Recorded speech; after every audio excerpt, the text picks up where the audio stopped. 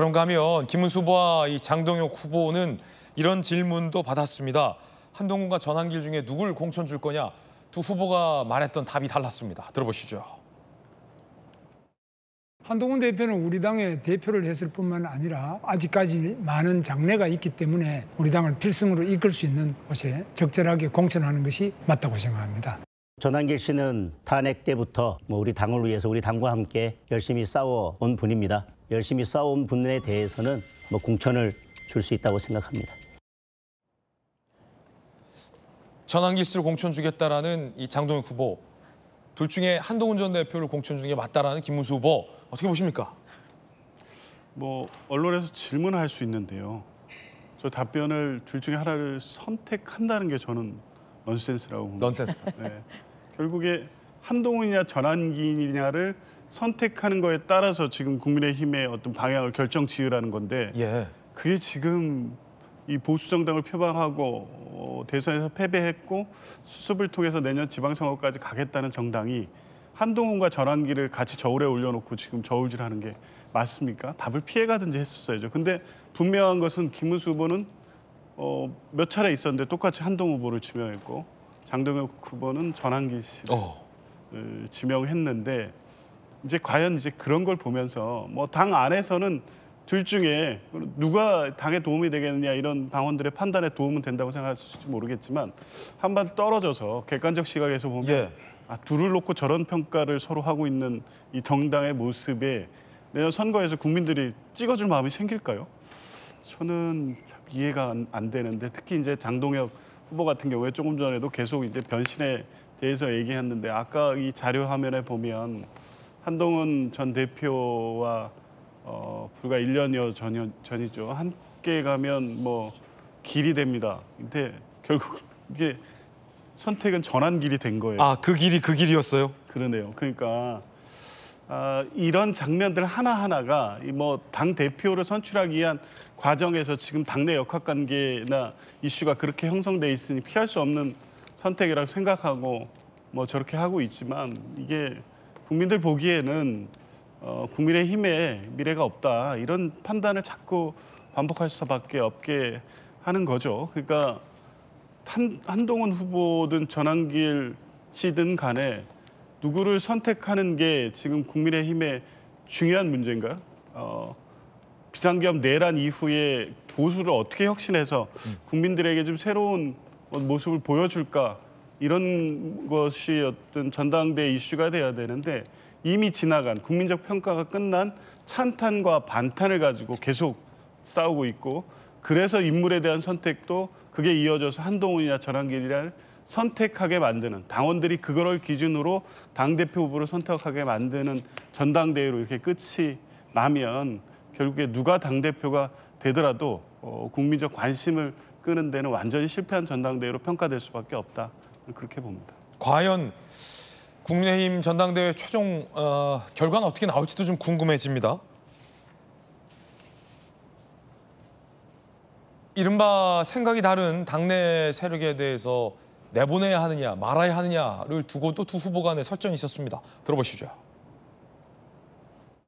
조경태 후보도 품어야 된다, 안철수 후보도 품어야 된다고 하시는데 조경태 후보는 500만 명 당원 명부 내줘야 된다고 말씀하시는 분이에요. 우리 내란 동조 세력이 있다고 말씀하시는 분이고 그런 분과 어떻게 계속 함께 가시겠다고 하는 건지 그게 진정한 통합인지 저는 그게 다시 한번 묻겠습니다. 설득도 하고 대화도 하고 이렇게 해야지 그걸 암세포 자르듯이 잘라내야 된다. 다 잘라내버리면 국민의힘이 그러면 누구랑 같이 일하겠습니까? 지금 내부 총질하는 사람들은 다 좀 내보내야 되지 않느냐 이렇게 보시는데 이 개헌 저지선을 막으려면 우리 당이 지금 107석도 부족하다. 저는 이렇게 보는데 장동혁 후보께서는 무너져도 괜찮다. 계속해서 당의 방향과 달리 가는 분들에 대해서는 그분들이 있다고 해서 개헌 저지선을 지켜줄 거라고 믿는 것이 그러니까 먼저 저는 더 위험하다고 생각합니다. 그러면 이제 장동혁 후보가 당대표가 되면 전주 의원님, 조경태 의원하고 안철수 의원은 출당되는 겁니까? 저는 장동혁 의원의 전략이라고 생각합니다. 그러니까 실제로 이제 뚜껑을 열어봐야지 알겠습니다만 장동혁 후보가 된다고 하더라도 저런 이제 발언은 결국은 본인의 어떤 그런 앞으로 하겠다 이런 것보다는 당의 어떤 일정한 지지층을 향한 저는 구애 작전이라고 보여요. 하지만 지지자들은 그렇게 믿을 텐데요. 그러니까 이제 당원의 80%의 당원들의 투표권이 막강하기 때문에 그래서 일정 지지층을 향해서 선명성을 보이는 그런 차원이라고 생각합니다. 제가 나름대로 장동욱 의원은 법사위에서도 제 옆자리였고 또 같이 21대 국회에서 원내대변인을 했기 때문에 어느 정도는 제가 장동욱 의원에 대해서 안다고 생각합니다. 그런데 장동욱 의원의 저 말이 저는 뭐 실제로 이렇게 실행할 의지보다는 이런 그 선거에서의 본인의 선명성을 부각시키려는 그런 발언이라고 생각을 하고요. 다만 본인이 당대표가 됐을 때 계속 어떤 당의 분열을 가져오는 그런 언행을 하는 인사가 있다고 하면 그것을 통합이라는 이러한 이유로 해서 무조건 감싸 넣을 수는 없는 거겠죠. 그래서 김문수 후보가 이제 얘기하신 것처럼 굉장히 설득이 저는 굉장히 필요하다고 생각을 합니다. 뭐 그런 부분에 대해서 장동욱 후보가 귀를 닫고 눈을 감고 그런 것은 아니고 저는 뭐 결과 두 분이 당대표가 됐을 때 약간의 차이는 있겠지만 장동욱 후보가 내치려고 정말 내칠 마음이냐 저는 그것은 좀 아니라고 생각을 하고요. 다만 보는 이제 그 당원들 입장에서는 좀 안정적인 리더십이냐 뭐 아니면은 좀 더 선명성을 가진 뭐 이런 대여 투쟁할 수 있는 사람이냐 뭐 거기에 대한 차이점은 확실히 있어 보입니다. 예, 단결론 대 결별론입니다.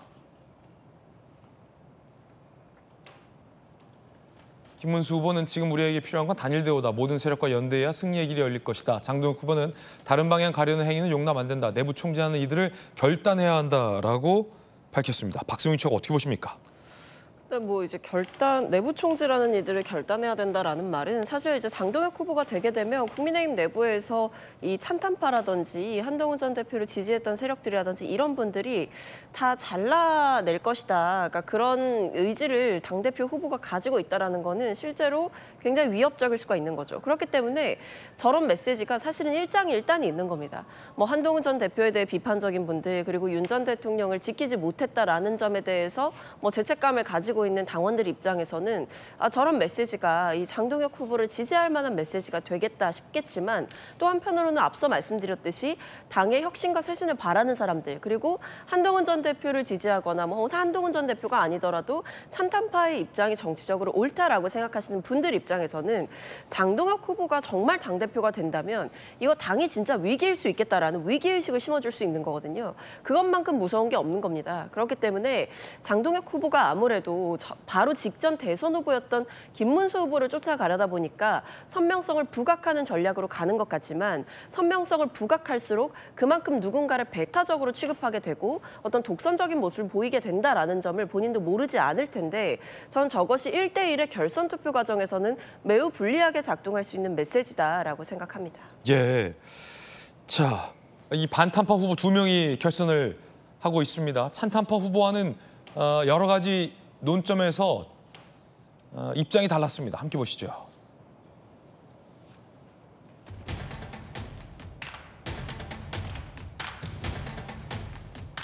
자, 이렇게 전환길 징계와 관련해서 김문수 후보는 적절한 결정이다. 장동욱 후보는 형평성에 어긋난다. 라고 입장이 갈리고 있습니다. 방금 들었던 것처럼 포용 전략과 통합에 반대한다라는 선명성 전략으로 나뉘고 있는 그런 상황입니다. 자, 어떻게 보세요? 정혁진 변호사님, 여론조사에서는 지금 박빙인데 네네. 누가 답변하기 좀 곤란하겠군요. 아니 뭐 곤란하진 않은데 모르겠어가지고. 예. 그런데 누가 봐도 장동혁 후보하고 김문수 후보와 장동혁 후보는 굉장히 대조적입니다. 선명하게. 왜냐하면 한 명은 원내고 한 명은 원외잖아요. 지역적으로 김문수 후보는 보수의 텃밭이라고 할 수 있는 TK 출신이고 장동혁 후보는 충청도 출신이란 말이에요. 그다음에 이제 관록의 면에 있어서도 뭐 장동혁 후보가 이런저런 경험이 많긴 하지만 이제 국회의원 한지 딱 4년도 안 됐잖아요. 그러니까 지난번에 이제 보선으로 들어와가지고 요번에 이제 국회의원 돼가지고 선수로는 재선인데 제가 봤을 때 한 3년 조금 더 한 거 아닌가? 그나마 그런데 지금 원외이긴 하지만은 그 김문수 후보 같은 경우에는 국회의원도 여러 번 하셨고 경기도지사 우리나라 역사상 처음으로 재선한 사람이 김문수 아니었겠습니까?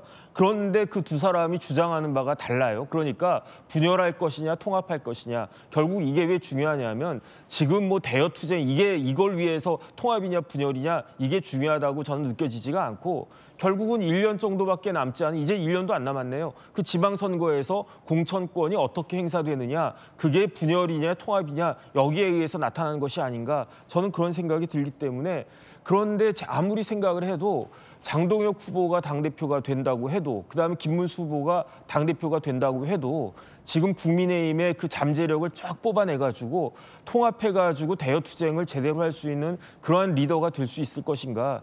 저는 뭐 지금 봐서는 두 분 다 굉장히 회의적이다 그런 생각이 드는데 어쨌든 뭐 지켜봐야 되는 것이 아닌가 싶습니다. 네, 정익진 변호사의 개인적 견해까지 전해드렸습니다.